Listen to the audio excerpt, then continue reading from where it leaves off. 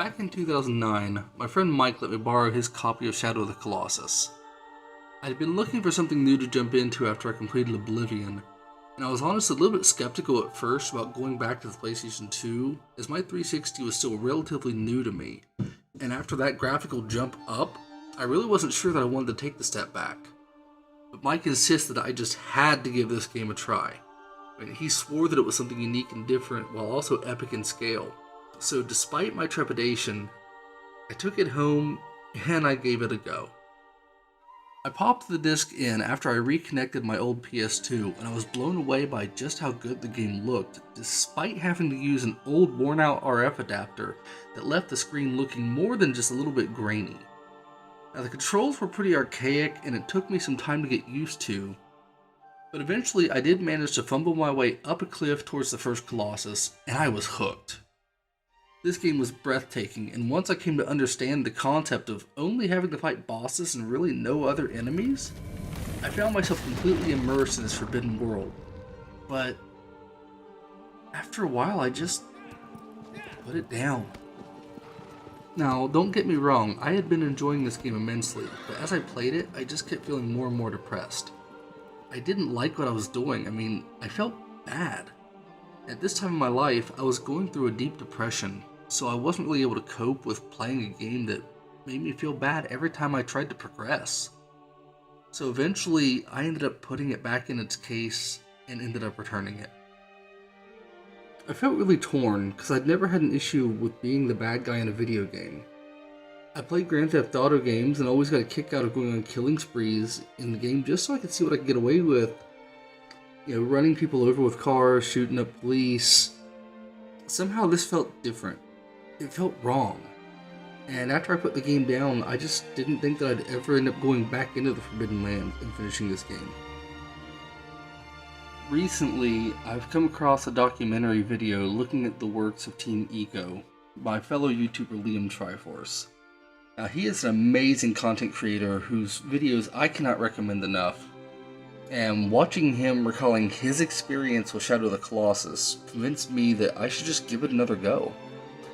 And I decided that to keep myself from putting the controller down again, I would instead write about my experience with the game as I'm playing it. After all, I'm not a game reviewer. I don't have any firm rating system or anything like that, or any qualifications really. I'm just a guy who grew up with a deep love of video games, and I really love getting to share my experience and my love of gaming with others. I'm the Unhinged Gamer, and this is my return to the Forbidden Lands as I wander in the Shadow of the Colossus. See what I did there?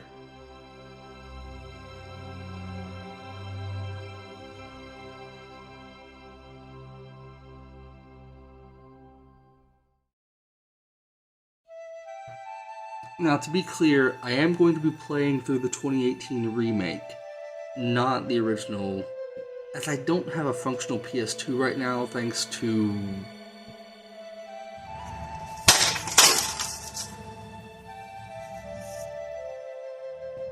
reasons.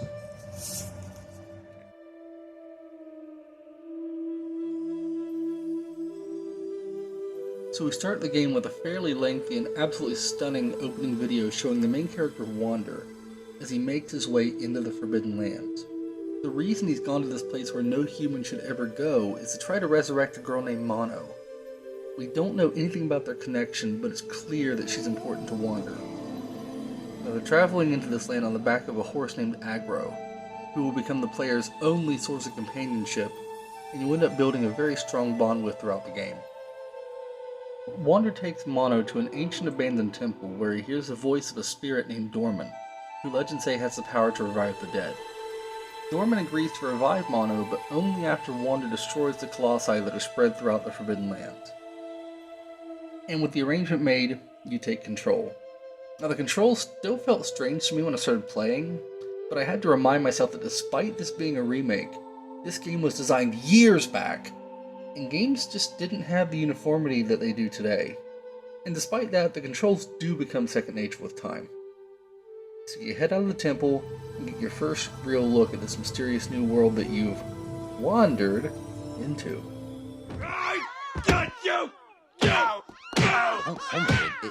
It's all just an act. Stop! Stop! He's already dead. Okay, sorry. Anyways, your sword will direct you in the right direction, and off Wonder goes to find the first beast. In order to get there, you have to make your way up a small cliff facing, meaning you have to leave aggro down below. This bit of climbing helps you get to understand the basic mechanics that you'll need to master in order to get through this journey. Now, once you manage to get to the top of the cliffs, you're greeted by the first Colossus, which I believe is the one from the game's cover. No, not that one. There we go. Much better. See? Sometimes I get things right. Today, there's tons of games where you face massive enemies. It seems there's always a new release with a big, huge baddie to show off. From world serpents to turtles the size of mountains. The Colossi from this game may not be as grand as these massive, more contemporary bosses, but none of those games present their big bads quite like Shadow of the Colossus. The focus here is not on dramatic, sweeping action set pieces. The area he's in is unremarkable, but seeing him moving, the ground shaking under his feet, it just adds to the weight of what you're about to do. He doesn't even really seem to be aware of your presence, or at least he doesn't care. Just having a leisurely stroll through the forest, that is, until you start climbing him. But once you grab on, he'll try to shake you off, treating you more like an unwanted pest than an actual foe. I mean, this guy doesn't even appear to want to fight. He just wants you to go away. One thing that becomes clear from this first battle is this is more of a puzzle platformer than an action game. Figuring out how to best scale the Colossus while managing your timing and stamina for the climb is an exhilarating experience.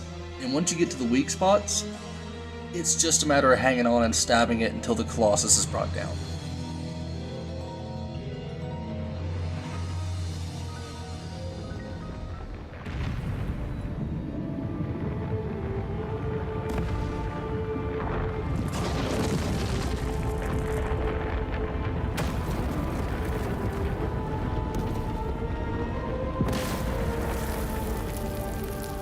But after it falls, shadowy tendrils emerge, some dark essence coming from the creature to chase Wonder down. When I first experienced this years ago, I tried to escape just to realize that it was pointless, and I wondered if I'd done something wrong. But moments later the game loaded, and I was laying back in the temple with a dark figure standing over me. The statue that represented the Colossus shattered, and I completed the gameplay loop for the first time.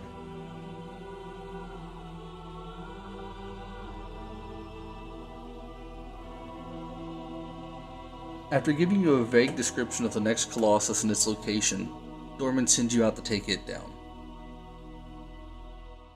And when I first played the game, I was a little bit put off by the voice, speaking in a language I didn't understand and having to read the captions just to know what was going on. It wasn't until this time through and getting wrapped up in this world that I came to appreciate the way the language added to the immersion. This world exists.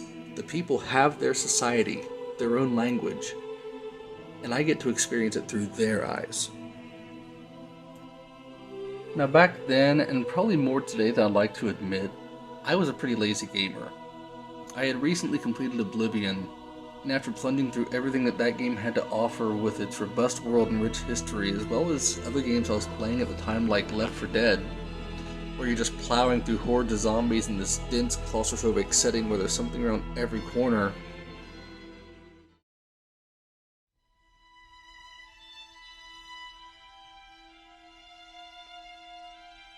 this just felt different.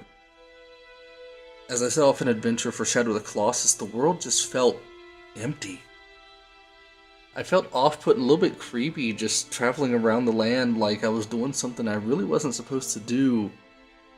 And I'm in this place that I have no business being, which, I know happens to be exactly what the premise of the game is, so I mean, Team Eco really accomplished their goal there. As Wander made his way across the bridge, I couldn't help but think about just how massive this world already felt, and how lonely. Now, after you make your way down the cliff facing to the beach below, your next target appears, breaking through the stone and emerging to challenge you. This Colossus is a quadruped beast that stomps around with no weak spots immediately in sight, and more importantly, nowhere to grab on to climb it. So after circling around the creature, eventually the weak spots will become visible. It's the bottom of its feet. Now this is where you get your first real experience using the bow. Now, thankfully, this guy moves slow, and when it does open up for a shot, it gives you plenty of time to take aim and hone your skills. And usually after a few shots to the bottom of its feet, it'll drop and give you a chance to start your climb. It's at this point that rush from scaling a giant monster comes back from the first battle, and it's just a matter of hanging on when it shakes before you finally take it down.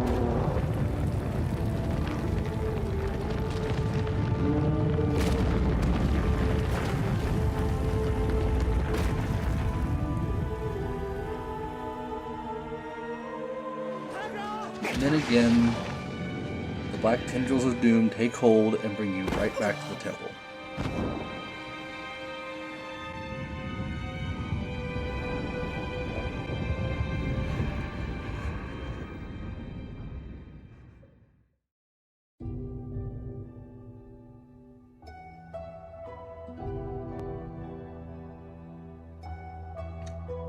Even though by this time you've taken down two very different beasts, I feel like this third one is where the game really starts to hit its stride. The third Colossus is on a large platform over a lake, and he's resting until you show up.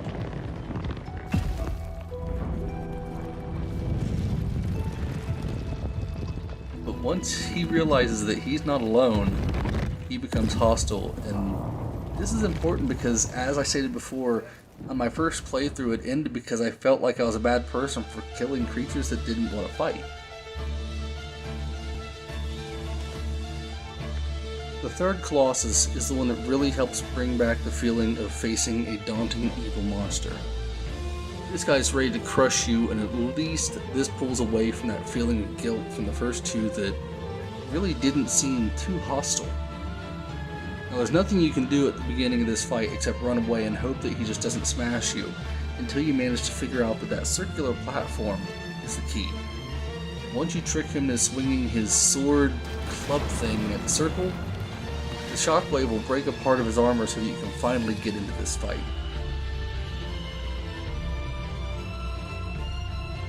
After that, it's just a matter of getting him to hit the soft ground and rushing up while he's trying to pull free. Once you get onto his arm, it's a similar experience as the first, albeit with a much more aggressive Colossus that's trying to shake you off its back. But eventually, the same thing happens, he'll fall, and you'll be whisked away by your evil demonic tendril friends back to the temple.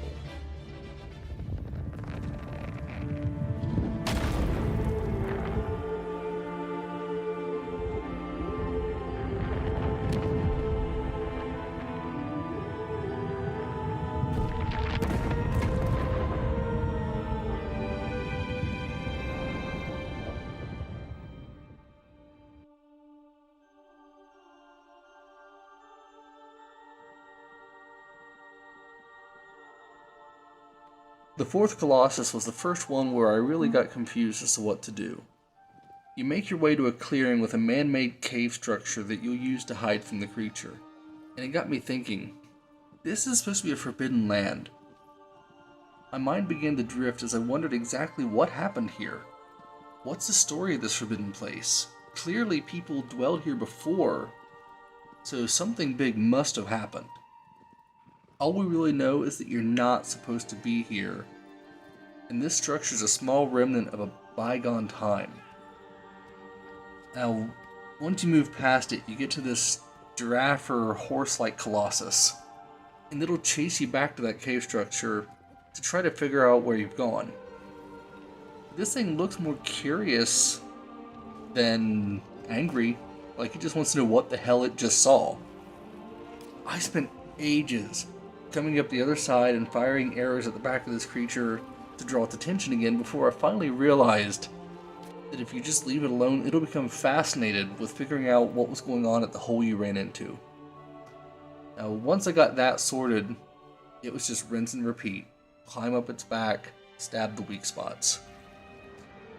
And, while this creature can definitely hurt you, it didn't feel like it was moving with any malicious intent. This Colossus was just curious. And how did I repay its curiosity? She saw something new and died. Just like that? Yes!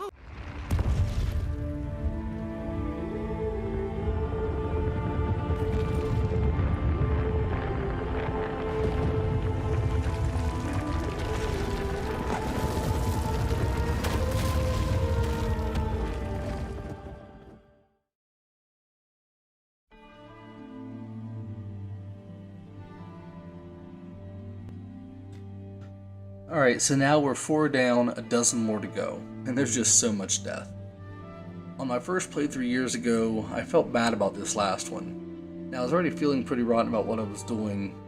Now here we are, doing this again, and I'm starting to get those same feelings again. The battles are incredible. Once they wrap up, you're left with this emptiness. Thankfully, the next challenge picks things up in a big way.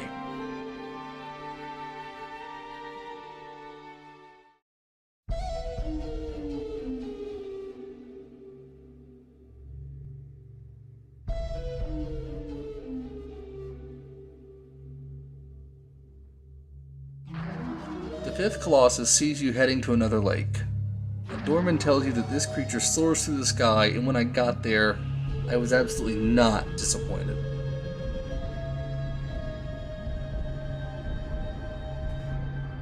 This massive bird will swoop down, dive bombing at you as you stand on the platforms in the water. There's a huge rush of adrenaline as you jump up just as it's about to hit you and grab on for dear life as this thing thrashes and spins around trying to shake you off.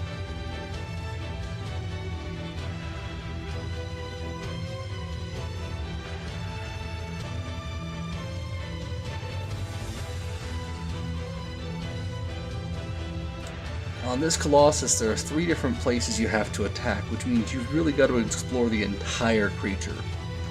And while it may be the smallest you face so far, it's extremely easy to fall off, and this battle is so much faster paced than anything else you've done yet. Especially when you're hanging on the wing and this thing starts flapping and spinning on you. But this creature, for as much fun as it is and as much as I enjoyed it, it's just gotta go because I gotta save mana.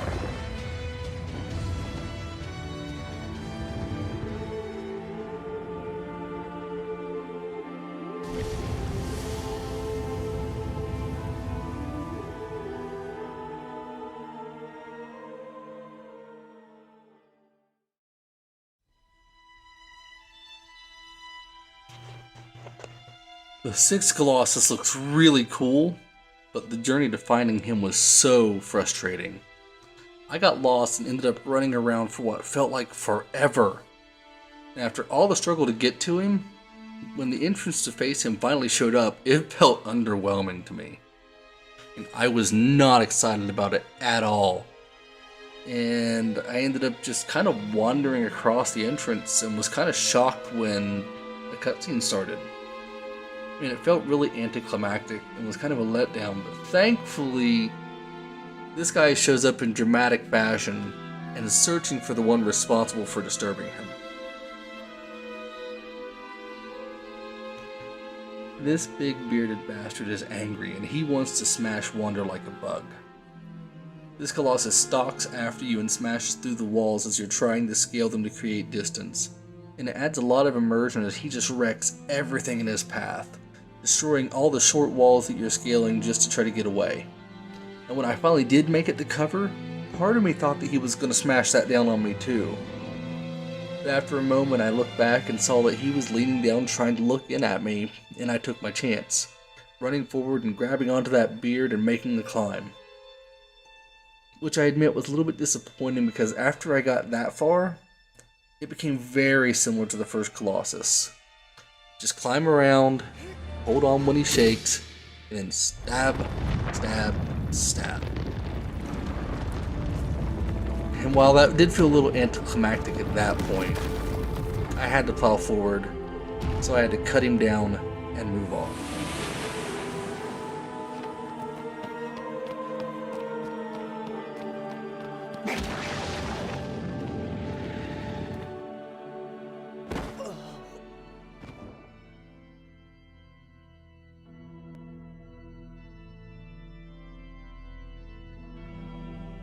At this point, I realized I was still not even halfway through, and I really considered putting this game back down. But I am very stubborn, and I was determined to keep going. Luckily, this next Colossus picked things back up for me.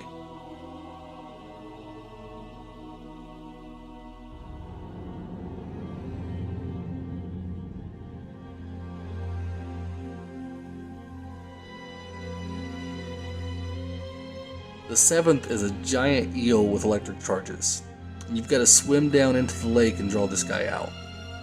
It was quite a bit of a challenge compared to the last one, with it dragging you under the waves and putting a lot of extra stress on your stamina.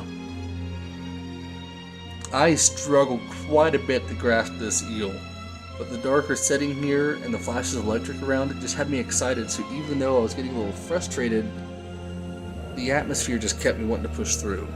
And after a little bit of struggle, I did manage to get through him, and the only frustration I had was that I just couldn't hold on the entire time, so eventually you have to release, leading to this loop of stabbing, getting his attention, and then trying to grab on again to stab again. And this very well could just be that I'm not that great at the game, or that could be the mechanics, so I can't really fault it there. But eventually this guy went down, and I moved on, getting closer to the midway point of this game, because this time I was going to do it.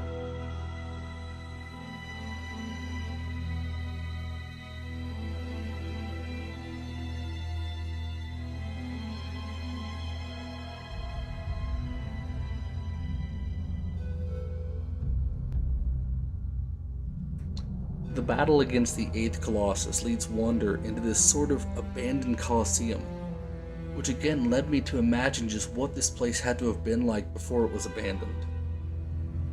Once you get inside, you're shown the creature. It's a giant reptile, and it seems peaceful to start, but as soon as this thing's made aware of your presence, it springs into action, shooting noxious gas at you. Now this stuff is honestly more frustrating than dangerous, as it can make it hard to see and take aim at the weak spots. Once you eventually manage to get a few hits, this Colossus will fall back down to the arena floor on its back, and it gives you a short time to rush down and try to get an attack on it. And of course, I chose the most direct route and just dropped down over the edge. The thing is, there's not much time here, and it made me a little sad that there weren't more moments in this fight where climbing up and scaling the beast were part of what you were doing, and instead you just forced to retreat back up the building to lure it up to take more shots. This one's the first that felt really gamey to me. Like, the creature felt more of a mechanic than anything that was living on its own, whereas the other ones felt like they belonged here, and this one just made me want to get through it rather than actually enjoying the fight.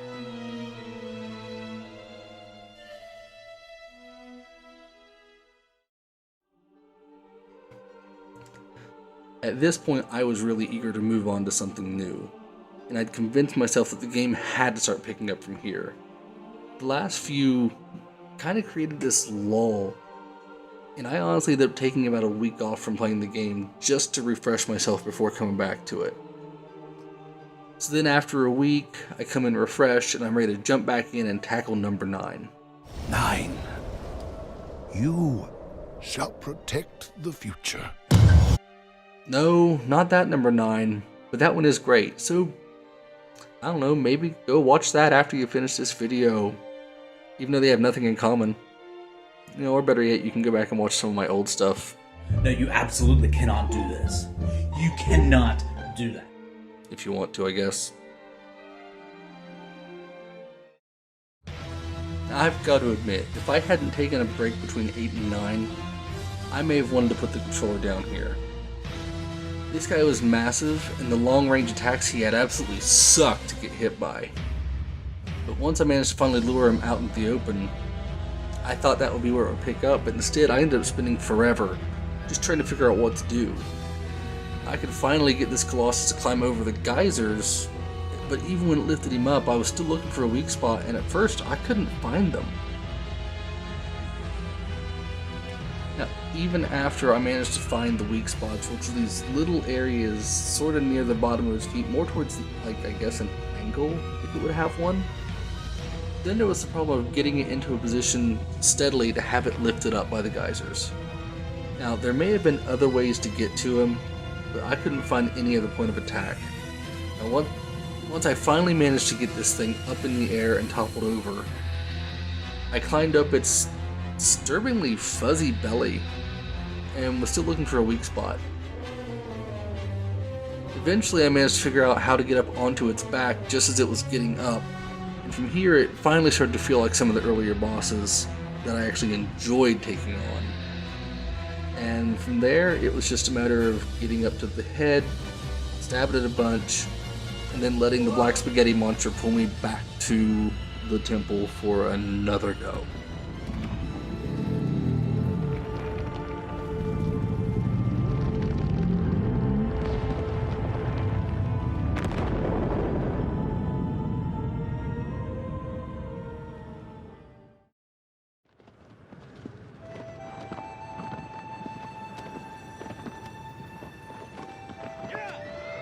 So despite there only being 16 Colossus to face, only now that I was at number 10 did I really feel like I'd reached the halfway point. And this is where my entire experience was tossed on its head.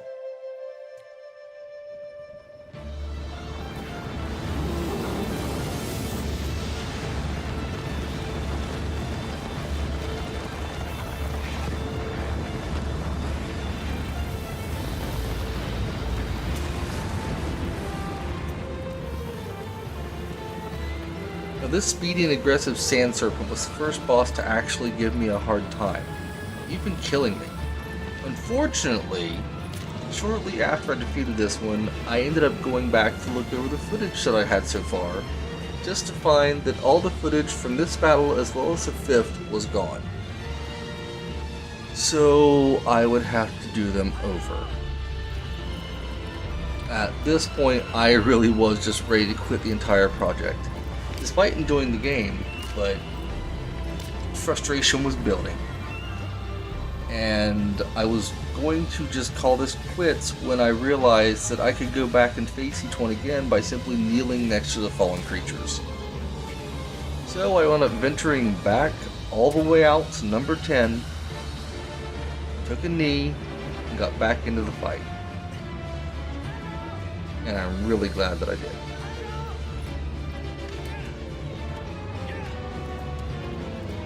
With this serpent, you've got to run out into the sand and draw its attention, at which point it'll give chase and try to run you down. Now, I was able to plow through this one with relative ease on the second go, and the horseback archery was a really fun change to the formula, with its fast-paced chase keeping me on my toes. After an intense rebattle, I was ready and reinvigorated to move forward on my way through this journey. But then I took another 5 days away from the game.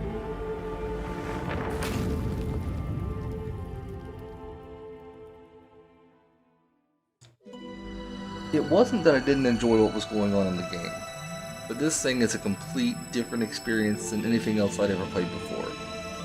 The emptiness of a world that somehow still feels real, combined with the adrenaline rush of the bosses, which I still feel more like are puzzles than opponents at times.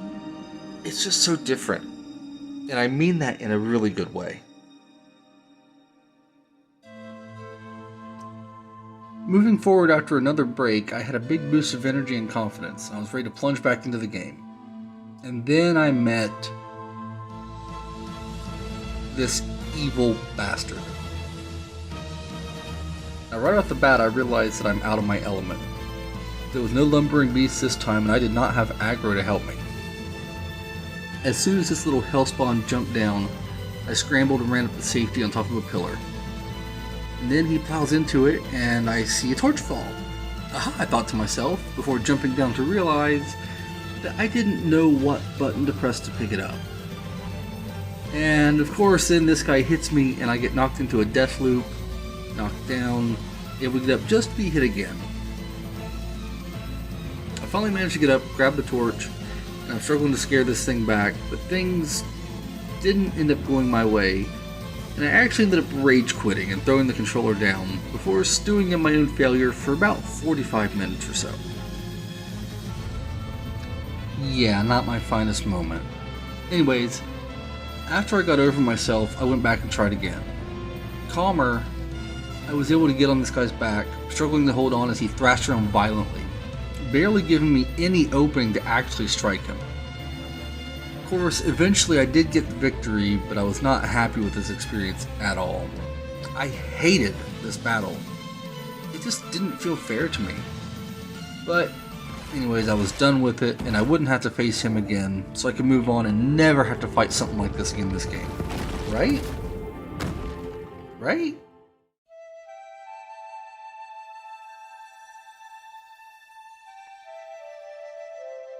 Now this next one, number 12, was a battle that I've been looking forward to. I had seen some gameplay on this one from Jacksepticeye, and watching him smacking around the stones on this guy's head to steer it around, that just looked like a lot of fun. There you go. Now the trek out to face him was one I really enjoyed a lot too, and the setting on a sunny lake as opposed to the darker and hazy waterfront battles I'd been in previously was a really nice change. This guy was massive and challenging and a lot of fun.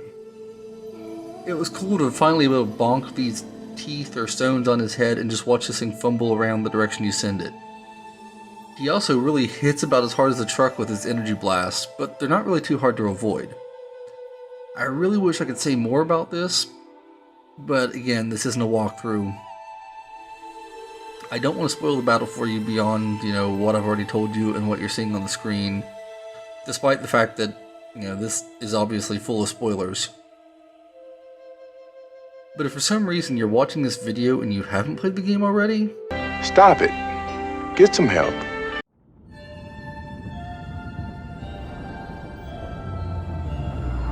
after you slay this big guy, things start to change. And it lets you know that the game is really starting to enter the home stretch now.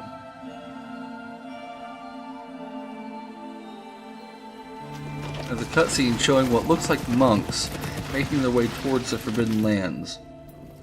After paying closer attention and actually looking it up, I realized that the leader, Eamon, was coming to try to stop Wander. See? I told you it's a bad idea, now I've got monks mad at me. Anyways though, I've got to keep going. I've done way too much killing to stop now. I forgot how much I love to murder! I love it! Dorman wants Wander to hurry up with the killing and sends us on our way south to face unlucky number 13. This guy was another shining gem of a battle. He plows up through the desert sand, and in order to get an attack, you've got to shoot his, airbags? Lungs? Anyways, whatever they are, you've got to literally take the wind out of its sails, and then rush alongside it on the back of Aggro and leap up. The one frustrating thing here about this battle is after you take out one of the 3 weak spots on this flying tapeworm, you've got to then wait on it to go back down and come back up again. So basically there is no getting this all in one go. Fortunately, the gameplay loop here is a lot of fun, and I felt a lot of satisfaction when I finally managed to get to the top and deliver that killing blow. This is probably the most cinematic battle so far, and is one of my favorites, right up there with the bird from earlier. But there's only 3 more to go. I was nearly at the end of my journey.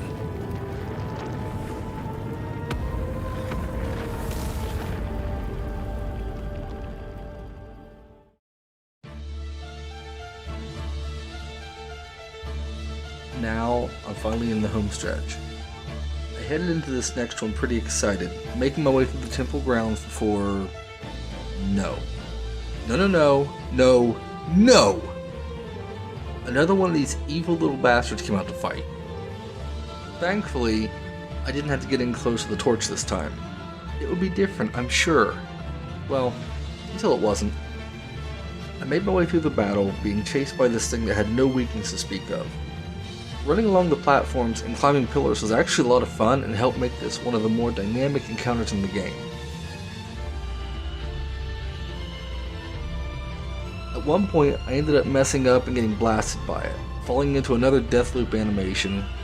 Thankfully though, this time I managed to get through and bring down the house on this pint-sized Colossus.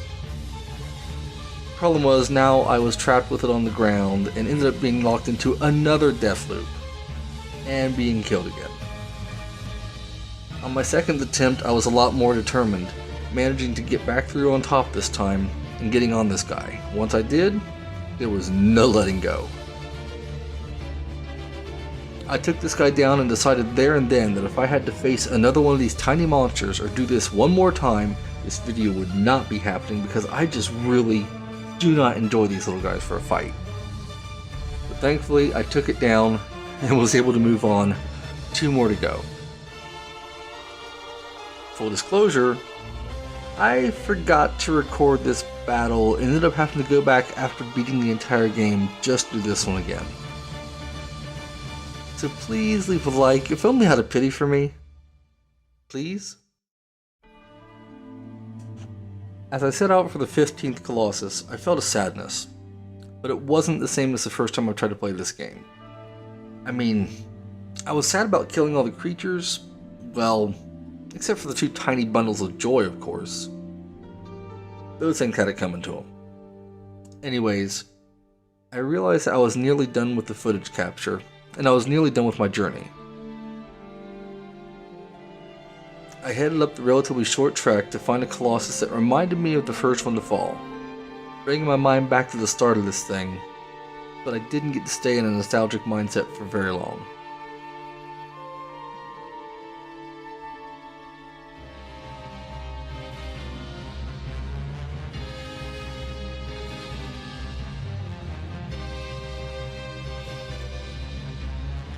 Big number 15 comes out of the very depths of hell.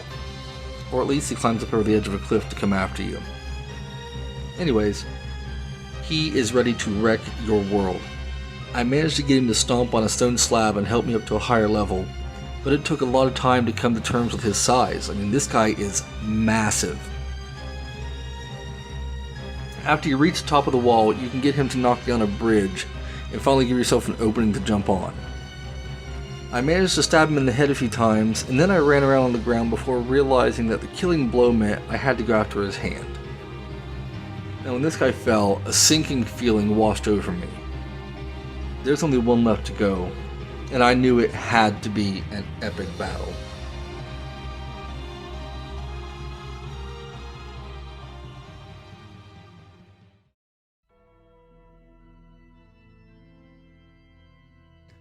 This is a good time to bring up the world, as I've been mostly focusing on the battles themselves. When I first played this game, the battles were really the entire focus of my experience. But now with the remake, this world is just incredible. It has a cinematic quality that puts me to mind of some of the sweeping shots from Lord of the Rings over the countryside. This thing draws you in, the details are insane, and it was around here that I realized I had lost footage again. Thanks to a sticky record button on my controller. I had to go back and face a few of them again. Not those 2, this time. Again, you are watching this video after all. The ability to go back and replay each battle is amazing. Now when I went back and mopped up the last few, I noticed that the sky had some small pillars of light seeming to meld into darkness above each fallen colossi. Maybe that's what tipped off Eamon. Either way, the confrontation was close, and there was only one more to go.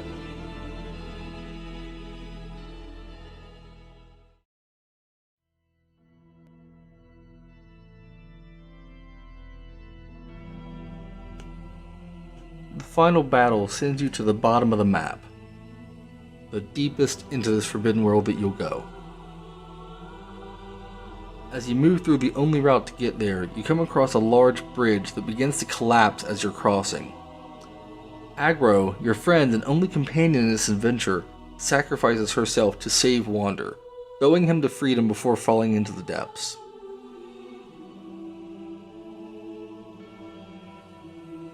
When I first saw this, I felt sick.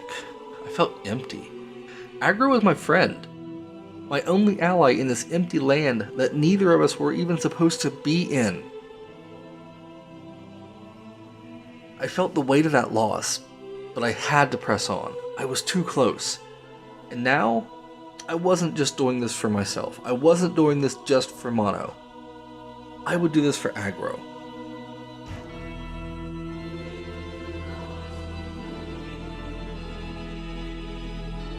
Once you make a climb up the cliffs, you're introduced to the largest and most dangerous of all the Colossi, number 16.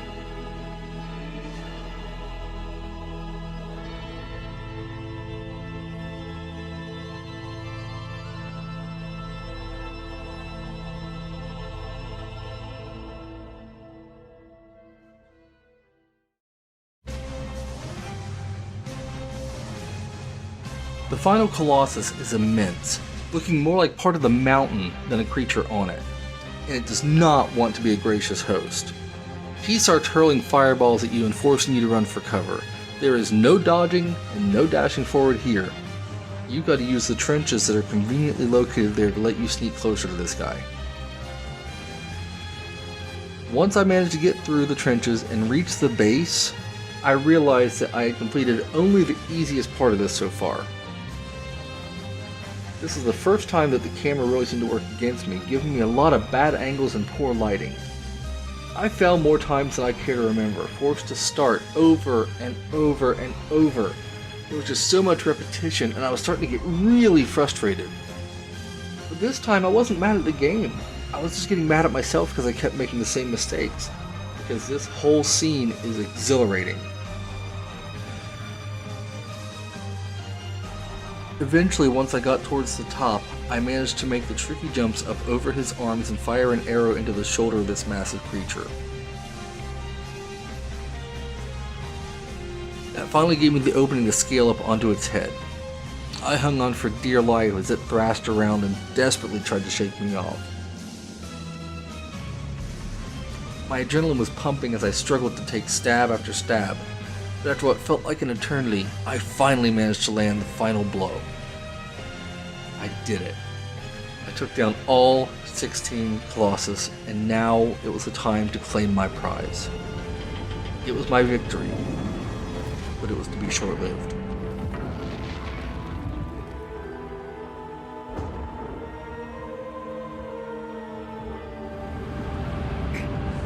The victory music when you take the Colossus down in this game doesn't feel like your ordinary victory tune.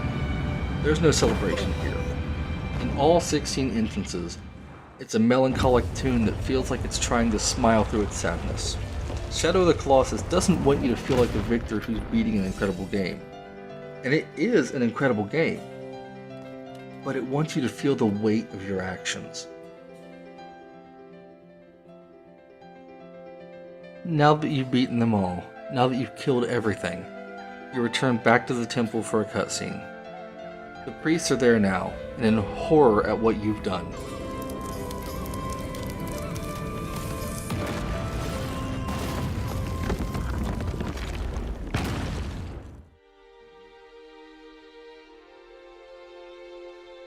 As they are checking on Mono's body, Wander reappears, and he's different. His eyes lack humanity, his skin pale, everything about him seems broken. This is the body of Wander, but if he's there, it's only barely. They set out to put Wander out of his misery, shooting him with an arrow before finishing him off with a sword. I felt gutted watching this play out, but I somehow understood why they were doing this. I had just killed 16 creatures that had done nothing to warrant their deaths. I entered a forbidden land that none of us were supposed to enter. I was not supposed to be here, and I made a deal with Norman to bring Mono back at any cost. And my cost was heavy. Now, as they set out to assess the true damage, Dorman revealed himself, having inhabited the body of Wander.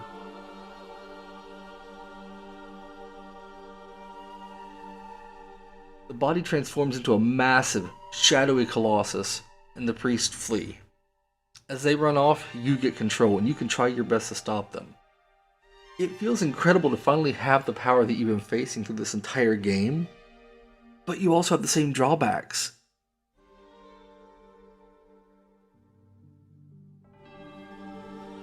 It feels like trying to sift through quicksand just trying to navigate, allowing them to get away and run to safety.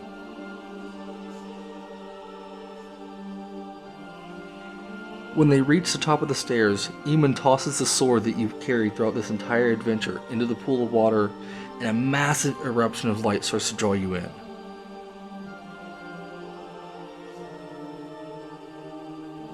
Dorman thrashes and screams, but is taken into the light and sealed.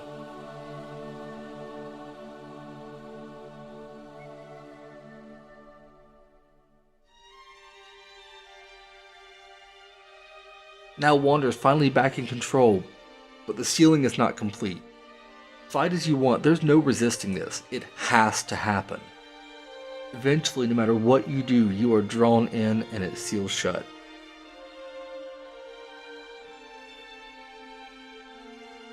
The priests are retreating as the long bridge to the Forbidden Land crumbles behind them, barely escaping.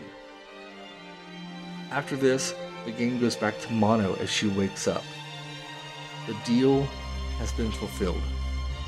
I can only imagine the shock. Dying, then waking up in a place you've never seen before with no idea how you've got there.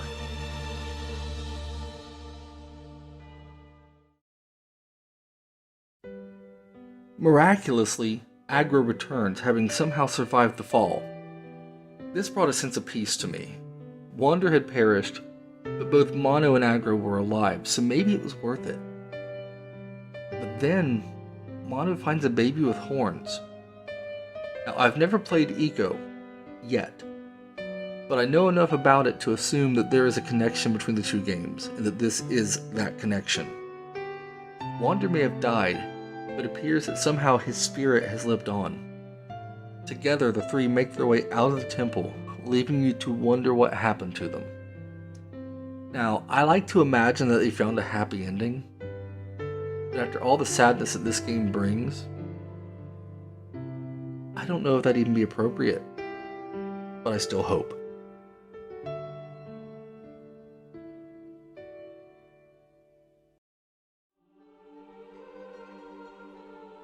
Thank you so much for sticking with this through the end. I had a lot of ups and some pretty depressing downs on this journey, but I've got to admit that Shadow of the Colossus is a fantastic game. I thoroughly enjoyed it. It's emotional, the world is breathtaking, and the battles are some of the best I've encountered in any video game. This game was fitting for my first video back, as this is my second try at this whole YouTube thing, and I really love making videos, so I hope that I get to see this through the same way that I did Shadow of the Colossus. Now, if you haven't done so already, please leave a comment and let me know what you think of the video, what I can do better, what you did like, what you didn't like. Please do leave a like if you do, and if you're new here, I am planning to do more of this, so why not subscribe and see what comes next. Thanks again, I love you, and I look forward to taking more adventures like this with you soon.